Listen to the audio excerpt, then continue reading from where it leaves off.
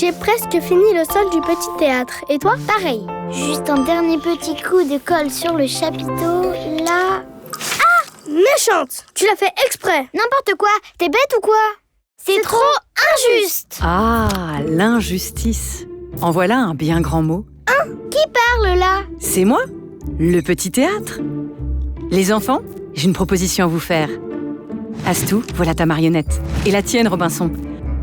On va partir tous les trois pour un grand voyage à la rencontre de super-héros. C'est Spider-Man? Wonder Woman? C'est quoi leur super pouvoir? Ils volent plus vite que des fusées? Non, vous n'y êtes pas du tout. Les héros qu'on va rencontrer, ils existent vraiment. Grâce à leurs idées et à leurs actions, ils aident les autres et changent le monde dans la vraie vie. Ce sont Les héros de la vie!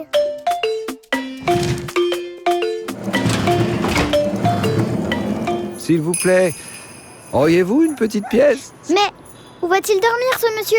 Que va-t-il manger? Il va être congelé dans ce froid. Malheureusement, on ne peut rien faire pour lui. C'est trop compliqué. Ah, je suis pas d'accord.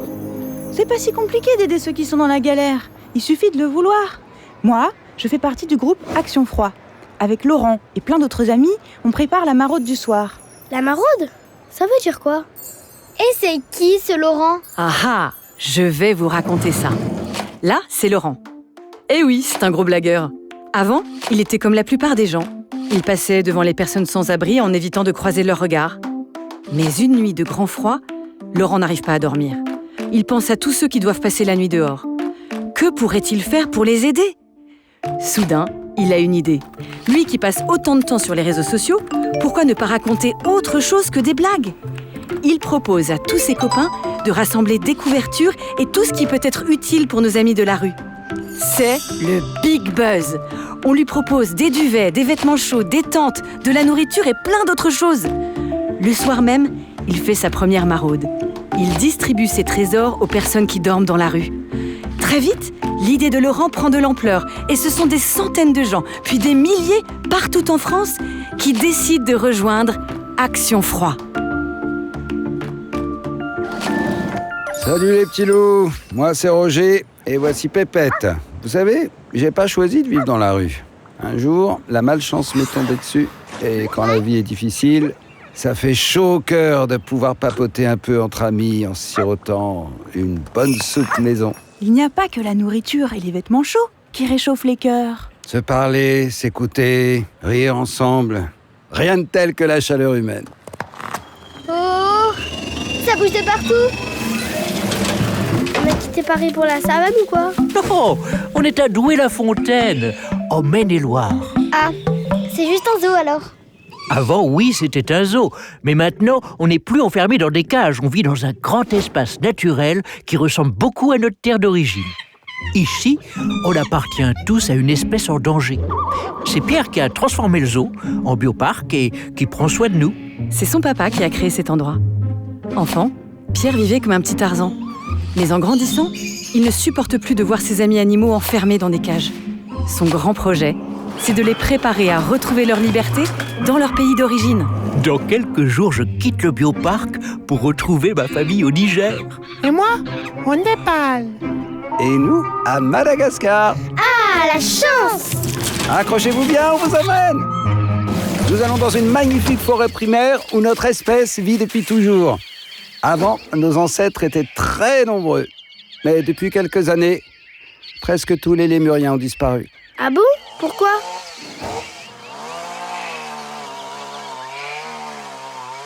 Oh non!